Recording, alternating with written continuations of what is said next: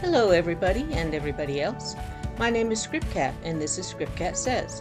On this channel we take a look at First Amendment auditors, sovereign citizens, cop watchers, cop baiters, and Karens from a slightly different angle. If you're new here, welcome. If you've been here before, welcome back. I read every comment I receive and appreciate every one of them. You all have given me many great ideas. Keep your eye on the channel. You might see one of your suggestions come to life. Today's video is going to be totally different. As you can see, this video is entitled Education, and that's what we're going to promote. Oh my goodness, I almost sound like an auditor or a soft-sit. Y'all are going to get an education today! Our key speaker today is Sergeant Blue Bacon. He has a wonderful 3-minute presentation on private and public forums, or fora for you grammarians. Packed into that 3 minutes is a great deal of information, so I will be interrupting from time to time. Once that is completed, I have a lovely little video of Justin Pulliam being arrested. Once again, my thanks to Free Stock Footage 4K for this lovely animation behind me. And let's go. You want a breakdown of public fora doctrine? Well, don't mind if I do. The first thing you need to know is this. The First Amendment protects you from certain prohibitions from the government regarding your freedom of expression. The second thing you need to know is that that protection is not absolute. An example people often bring up is the fact that yelling fire in a crowded theater when no fire is present isn't protected speech because of its significant potential to cause injury. But there's some controversy around that example, and it would take too long to explain, so let me share my favorite example. We have the freedom of religion, but the First Amendment doesn't allow me to sacrifice babies willy-nilly, does it? So restrictions exist, obviously, but This is the first area, in my opinion, that our frauditor friends have trouble understanding. Yes, we have freedom of speech, religion, assembly, petition, and press, but none of these freedoms are absolute. In many, if not all municipalities, if you want to hold a parade or a rally of some kind, you must obtain a permit delineating what this assembly is about. Those permits can be denied if the municipality sees fit. I'm reminded of the National Socialist Party of America attempting to rally in Skokie, Illinois in 1977. The permit to hold that rally was denied. See National Socialist Party of America versus the Village of Skokie. how do we determine what restrictions are constitutional? Well, that actually depends on what kind of property you're on. If it's private property, then the owner makes the rules. Remember, the First Amendment only protects you from government prohibitions, not private ones. If it's public property, meaning property owned by the government, that's different. And this is where people often fail to do their homework. There isn't just one type of public property. Oh no, there are several, and not all of them are even actually open to the public. But for public property that is open to the public, we turn to the 1983 Supreme Court case Perry Education Association versus Perry Local Educators Association, which established how First Amendment protected activities can be restricted in a few different categories of public fora. The most restrictive public forum is the non-public forum, which is government property that is open to the public, but not designated for First Amendment activities. Examples include publicly accessible areas of jails, publicly accessible areas of military bases, publicly accessible areas of public schools, libraries, etc. These properties have a specific purpose, and that purpose is not for the freedom of expression. In these forms, the government can restrict expression if the restriction is reasonable and does not discriminate based on the viewpoint of the expression. For example, the government might be able to ban the use of a megaphone in a public library because it would obviously interfere with the use of the library and therefore be reasonable. But they couldn't enforce a rule that allowed megaphones with the exception of their use to complain about the Catcher in the Rye, since that would be discrimination based on viewpoint. What have we learned so far? We've learned that just because a building is publicly funded does not mean it is open to any and all free speech functions. You can't just barge into a school and demand to watch your kid's teacher in action. You might be able to arrange such a viewing by calling ahead and scheduling such with the principal and the teacher. But this is precisely what the First Amendment auditors do not want to do. Why? Because it's boring. Next, we have the least restrictive form, the traditional public forum, where expression can be subject to time, place, and manner restrictions, but per Ward versus Rock Against Racism, those restrictions must be content neutral, serve a significant government interest, and leave open ample alternatives for communication. Examples of traditional public forums include public parks, which often have time restrictions in the form of open and closing hours, public streets, which often have place restrictions to avoid dangerous interactions between pedestrians and traffic, and sidewalks, which often have manner restrictions so that they can still be used by those who are not engaging in the expressive acts. I'd like to break in here and address the difference between public sidewalks and non-public access walkways. In the first example, you see a public sidewalk highlighted in yellow and the access walkway to a home highlighted in pink. The access walkway is not open to the general public. However, members of the public, such as family and friends, can have access to it. The same is true in the following two examples. The first is an illustration of a medical facility, the public sidewalk yellow, the access walkway pink. The second is a VA medical center. The public sidewalk in yellow follows the street and only extends as far as the fence which surrounds the entire property. The access walkway again is highlighted in pink. The access walkway is specifically meant for those with business in the medical center. One of our auditor friends lost this fight in court on just these grounds. Unfortunately, I can't remember which one. Between these two forms, in terms of restrictiveness, is the designated public forum, which is a non-public forum that has been, often temporarily, designated as a traditional public forum. Examples might include monthly community gatherings in a public school. You also have limited public forums, which are a subcategory of designated public forums. In these, the government still can't prohibit viewpoints, but can restrict the type of expression. For example, a public press briefing could be conducted in a jail, and the government could restrict any speech to questions about the press briefing, but they couldn't punish someone for asking a question that painted the jail in a negative light, since that would be a viewpoint restriction. And there you have it. That concludes a basic breakdown of the public fora doctrine. Everyone put their hands together for Sergeant Blue Bacon. Wonderful job. Thank you so much, sir. Hopefully, we all have a better understanding of public forums. They can be a bit tricky. I was going to add a section on public easements, but I think my brain is full right now.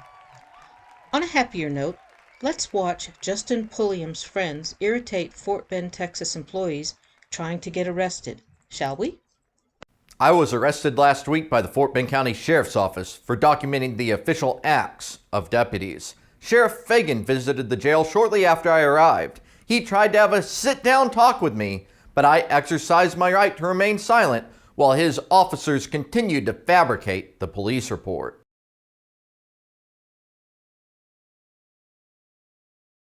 Her deputies stole all of my field video equipment.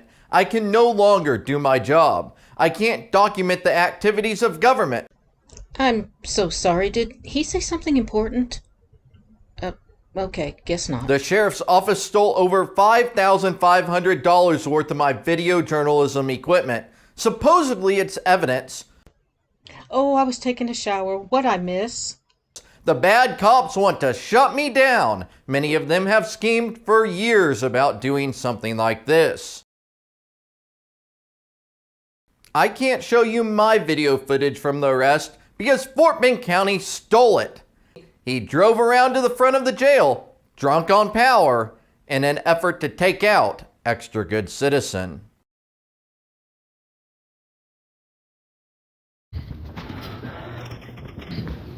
Hi, I'm here to check on my friend.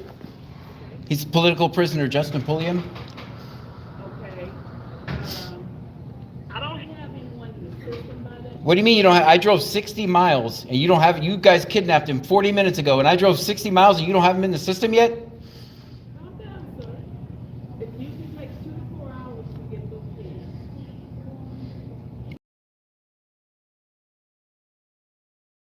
And what is the telephone number here? 281 341 4735. Thank you very much. There's the phone number, folks. Now don't call that phone number, but there's the phone number, folks. These guys hate Justin. You guys know this. I am definitely afraid for Justin at this point. Yeah, I'm trying to find out some information on political prisoner Justin Pulliam. How you spell the last name? Pulliam. You don't know who he is? You don't know who Justin? You're a liar. But that's okay. Just know the world is watching, okay? You hurt my friend? You won't get away with it. And you could, but please pass that along.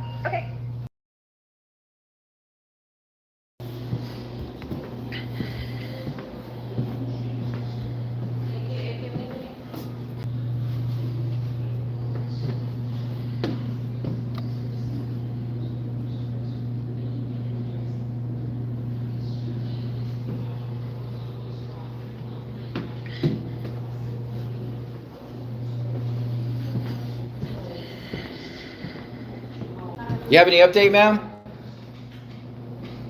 Do you have any updates now? What was that? You have any updates? Okay, I'll check back in a minute. Thanks.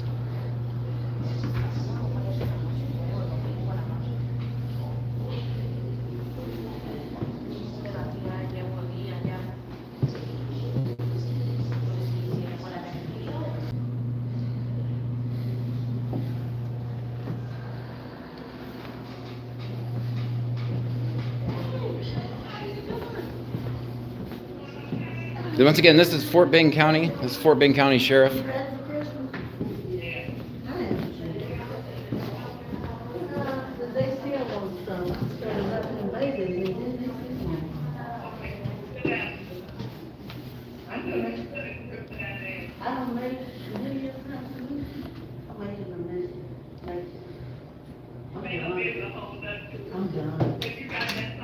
Hi, I want to speak with the sheriff. He's not here at this. Where's he at? He's in the other building. Okay, how does one speak with the sheriff? Does he have a phone number? I don't have his phone number, Do you- but you can go over to the other building. Do you have any information on political prisoner Justin Pulliam being arrested today? No, sir, I do not. So who has this information? You guys just kidnap people off the streets and arbitrarily Sir, don't put them in the I- system? What is your name? I don't care if you have time. I don't care if you have time.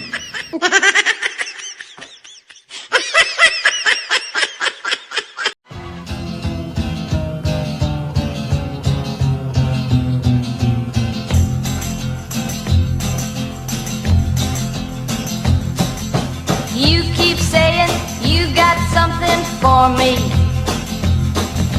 something you call love, but confess you've been a messin' where you shouldn't have been a messin', and now someone else is getting all your best. These boots are made for walking, and that's just what they'll do. One of these days these boots are gonna walk all over you.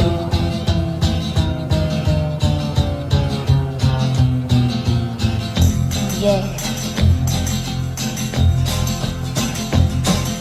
You keep lying when you ought to be truthin', and you keep losing when you ought to not bet. You keep saying when you ought to be a-changin'. Now what's right is right, but you ain't been right yet. These boots are made for walking, and that's just what they'll do. One of these days these boots are gonna walk all over you.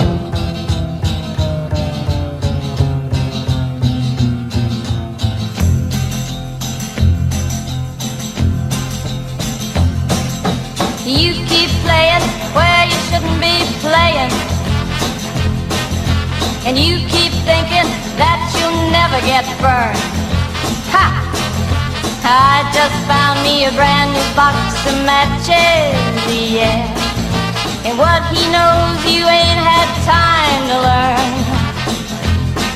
These boots are made for walking, and that's just what they'll do. One of these days these boots are gonna walk all over you.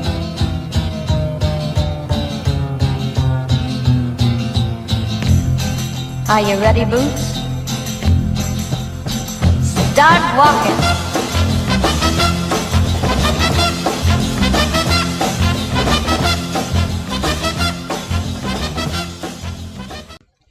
From this point on, Extra Good Citizen wanders all over the building, in and out of the building, accosting anyone and everyone he can for information, making a right fool of himself. All of this wandering, meandering, and aggravating leads up to the point I'm sure he's been waiting for all morning: the arrival of News Now Rapist. Do you have an update on Justin Pulliam? Sir. Do you have an update on Justin Pulliam? Sir. Okay. Can you call the sheriff and make sure that he's okay? I'm sorry, I didn't hear He was kidnapped about an hour ago. Can you call the sheriff and make sure he's okay? He's not in some undisclosed location being hurt right now? you. Okay, hold on just a minute. Thanks. Let him know the world is watching.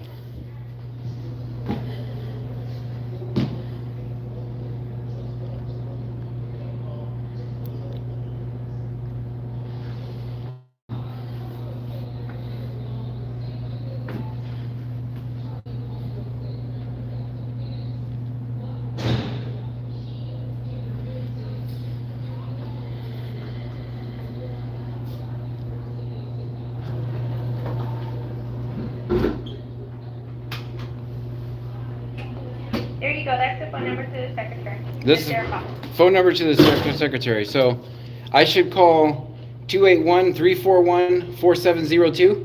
That's the number I should call if I want to talk to the sheriff about this retaliatory arrest. Okay. So once again, just to make sure I read the writing here correct.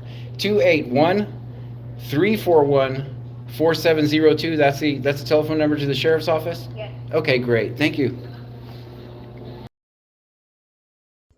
And there it is again, folks. That phone number that you shouldn't be calling. But there's the phone number. Listen quickly. There's the phone number. Write it down quick. But don't call it. Please don't call it. But hey, there's the phone number. That's what you do. Or what? Or what? Or what? Or you will be in here with whoever you. Okay. What for? What crime, ma'am?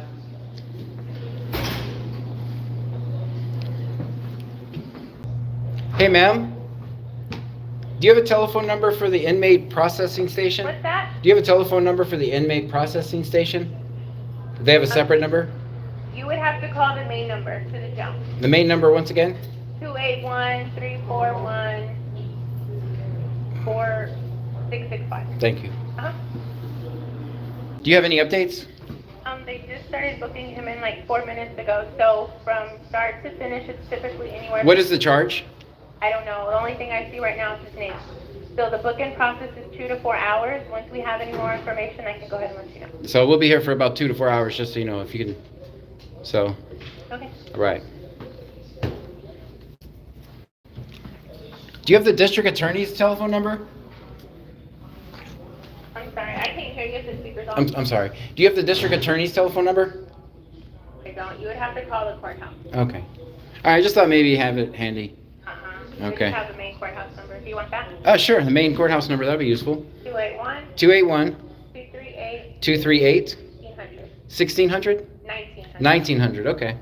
That would be if somebody wanted to call the DA's office about this retaliatory charge, that's where they could call? Yes, they call the courthouse. Okay. All right. Thank you. Hi, yeah, how are you? My friend Justin Pulliam was just arrested, and I want to see if I can get a copy of the incident report. He was, Yeah, he was kidnapped about 2 hours ago. oh, I don't know if we have an incident report that quick.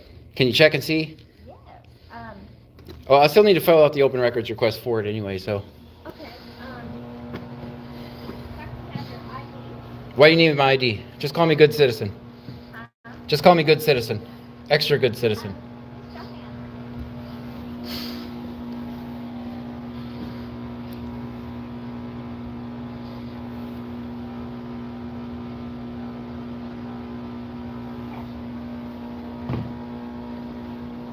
You can put down the information that you're looking for on here. Okay?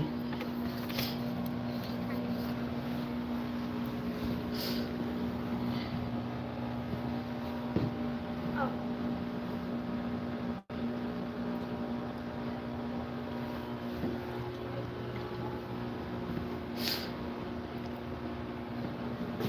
No. Okay. Yeah. I'll just fill it out. I'll fill it out what I can. How about that? Yeah, I got you. I'll make it easy for you. How about that? I understand the camera makes some people nervous, so I'll let you go today. Any updates, ma'am? No, I still don't have anything yet. Okay. You can't confirm he's safe though? That they didn't beat him up? You can confirm he's safe, that they didn't beat him up or anything? I don't know because we don't have any contact with him. We stay in this office. You stay there, okay. So can you call someone who can check on him and make sure he's safe? Okay, hold on. Thanks. Just we want to make sure he's okay because he's been missing for almost an hour now with no information about his whereabouts. The booking sergeant in the back stated, yes, he is safe, he has not been harmed. Okay, not yet? Not yet? Well, I don't believe he will be. Okay, that's good. That's what I wanted to hear. Okay. That's what I want to hear.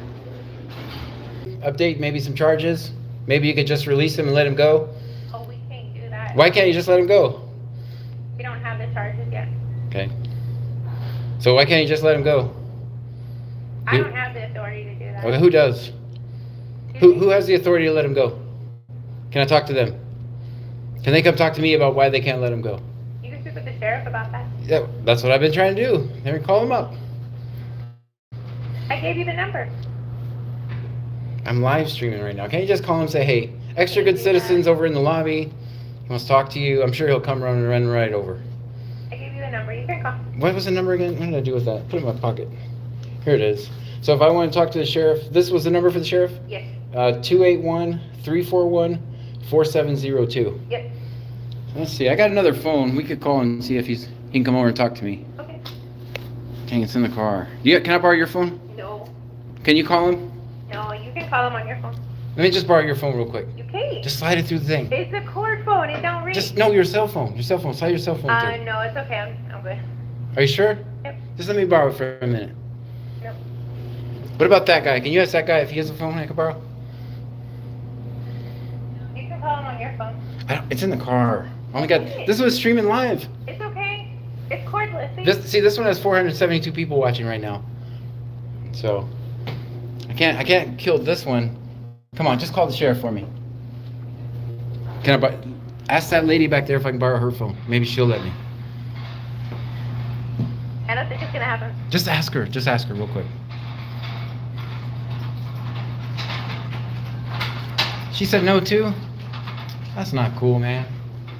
What about that lady? She's real smiley. I'm not gonna ask her. She accused me of being a stalker. The one in the little, why do y'all keep her in the little cage out here? Go ahead. You're just yet at least? What's the statute for contempt of cop? Is there a special code in there or what? I have no idea. Has anyone else been arrested for contempt of cop charges before? Because that's why he's arrested. I've never heard of that. You never heard of it? That's because it's not a thing. But you need to tell your officers the same thing. Tell the officers. I know, I understand you have a different job, but make sure they know that just because their feelings are upset, they don't have a right to pick someone off the street, hold them for 2 hours without their friends or family being able to find them, and then put them in a cage. Okay. Sir, we don't have any information. We don't know who arrested him. We Well, don't know anything that's going on back there. All Okay. we can tell you is what we can see in our computer up here. Okay, and that's why I can. All of the innuendos that you're making about us having anything to do with Mr. Pulliam's arrest is pointless. Okay, no, not Some actually. of these girls in here aren't even officers. so They're if- civilian secretaries, and you're harassing them and keeping them from doing their job. So if Why? let me use the computer then, and I'll check it out. No, it's not for public record. So Okay? okay. So, I'm not harassing anyone. I'm not going. Hey, kid, what do you guys let my friend Justin out of his cage? You don't know who Justin Pulliam is? Nope. Never met him. Never heard of him, huh? Nope. Never heard of him. Okay. Ooh, what's in the bag? Can I see? Can I look in the bag? Come on, what you got in there? Can I just see? Is that lunch or evidence? Oh man, I thought we had something cool like evidence or something. Do you have the evidence? Let me see. You got the evidence in your pocket or what? Hey, can you let my friend Justin Pulliam out of his cage? Can you make that happen?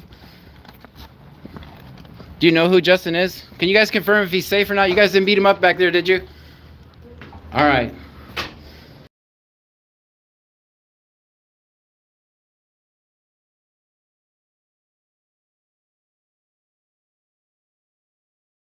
Down.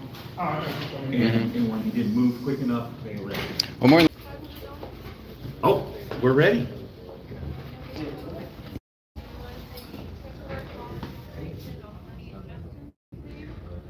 I want in Justin's name, please. This is Justin. I can't hear you, ma'am. Turn on your speaker, please. I can't hear you. Hear anything? I didn't hear a No, we word didn't you hear said. anything. Sorry about that. I thought it was working. That's all right. Okay, it's $500. 20, 40, 60, 80, 1. 20, 40, 60, 80, 2. 20, 40, 60, 80, 3. 20, 40, 60, 80, 4. 20, 40, 60, 80, 5. And what did you say in the beginning? Okay, now my question, what I was saying is, we could put this in Justin's name, the money? Yes, let's put in Justin's name. Okay, Yeah. because he would be the person that's gonna get the refund if there's gonna Yeah. be a refund available. No, let's give it to Justin. He deserves it. He's an American patriot and a hero. You know that, right? So. As mentioned earlier, the long-awaited arrival of every frauditor's lord and master finally occurred. Bond was paid and poor Justin was released, whining, crying, and bitching that he didn't receive his SD and possibly his SIM cards. But that's a whole other video. This is the longest video I've done so far, and if you've made it to the end, I surely thank you. Join us next week when we'll be delving once again into the weird, smarmy, cringy world of frauditors, solve-sits, and cop watchers. And remember, ScrypKat says, when given a choice, don't be a dick.